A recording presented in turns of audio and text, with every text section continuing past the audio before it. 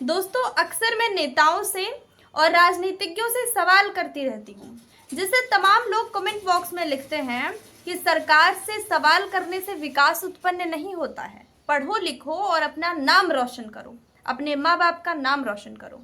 और अगर ऐसे ही सवाल करोगी तो जनता के मन में भटकाव पैदा होता है, जिससे देश हित के रूप में कार्य करने के बजाय वो देशद्रोही बन जाते हैं। कुछ इस तरीके के स्टेटमेंट रहते हैं। ओके जी। तो एक भैया ने कमेंट किया है एसएन अकेला नाम के, कि लोकतंत्र में राजनीतिक आलोचना जरूरी क्यों है। देखिए, वैसे तो यह अधिकार मुझे 26 जनवरी 1950 को जब संविधान लागू हुआ था तभी मिल गया था, सरकार से सवाल करने का, आवाज उठाने का और गलत चीजों पर विरोध करने का। तो इससे कोई रोक तो सकता नहीं है, पर फिर भी मैं आपको जवाब देती हूँ कि आखिर ये जरूरी क्यों है। तो कमेंट है कि लोकतंत्र में राजनीतिक आलोचना इसलिए जरूरी है क्योंकि यह सरकार को जवाबदेही, पारदर्शी और संवेदनशील बनाए रखती है, सत्ता को निरंकुश होने से रोकती है और नीतियों में सुधार के लिए रचनात्मक सुझाव प्रदान करती है।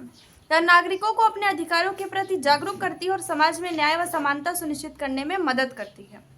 राजनीतिक आलोचना के महत्व के मुख्य बिंदु जवाबदेही और पारदर्शिता, सत्ता पक्ष की नीतियों और कार्यों की समीक्षा करने से सरकार जनता के प्रति जवाबदेही बनी रहती है।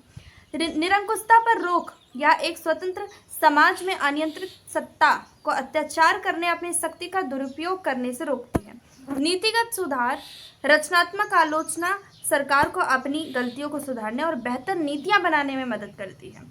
लोकतंत्र की आत्मा आलोचना लोकतंत्र की जीवंत रखती है, जिससे विभिन्न संवैधानिक संस्थाओं में अवरोध और संतुलन, चेक्स एंड बैलेंसेस बना रहता है। नागरिक सशक्तिकरण या जनता को राजनीतिक प्रक्रियाओं में शामिल होने, आवाज उठाने और सवाल करने और बेहतर विकल्पों की मांग करने के लिए प्रेरित करते हैं। तो ये था रीजन कि क्यों सरकार से सवाल किया जाता है।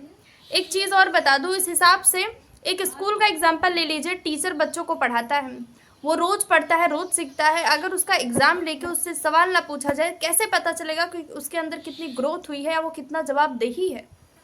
इसी तरीके से आप इतना समझिए कि जो हमारे देश के प्रधानमंत्री होते हैं, जो सत्ता में आते हैं, वो हमारे सेवक के रूप में हैं, और वो अभी प्रधानमंत्री बने हैं या फिर सत्ता में आए हैं तो कहीं ना कहीं वो अब भी चीज़ों को सीख रहे हैं। तो जो गलतियां हैं, जो चीज़ें छुपी हुई हैं, उनको लाने वाले हम ही हैं। और जब हम सवाल को करेंगे तो उनके अंदर अच्छाइयाँ और सुधार इसलिए आएगा क्योंकि तब उन्हें पता चलेगा कि ये देश की जनता जवाब मांगती है।